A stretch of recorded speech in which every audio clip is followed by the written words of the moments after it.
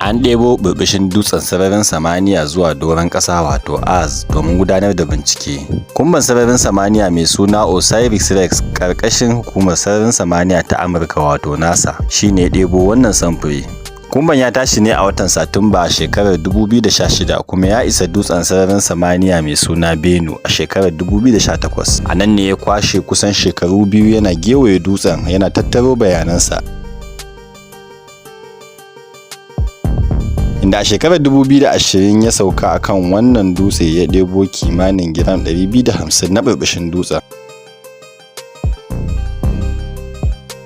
Ya sanya samfurin cikin wani kwanson aikewa da sakonni zuwa doron ƙasa. Wannan dai shine karo na farko da aka ɗebo sashen irin wannan dutse aka kawo doron ƙasa. Bayan kumban ya yi tafiyar kusan miliyan 200,000, kumban ya matsa dab da duniyar Mars inda ya sauko kwanson da ke ɗauke da samfurin sannan ya wuce zuwa wani dutsen sararin samaniyar domin ɗauko bayanansa.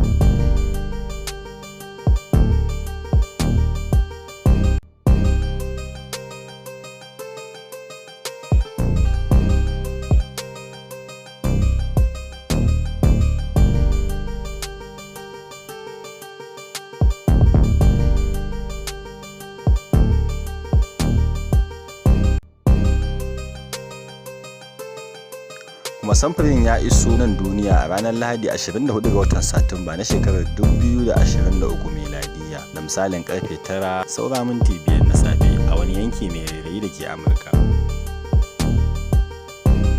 Bayan saukar kwanson, ƙwararrun masana sun ɗauki kwanson a jirgi mai saukar ungulu zuwa wani ɗaki na musamman a cibiyar binciken sararin samaniya. Kuma a nan ne za a tsaftace shi, kana a gudanar da gwaje-gwaje domin gano abubuwan da ya ƙunsa, asalinsa, yanayinsa, har ma da amfaninsa. Wannan bincike dai zai kwashe shekaru ana yinsa, kuma zai haska wa masana yadda duwatsun sararin samaniya suke rayuwa.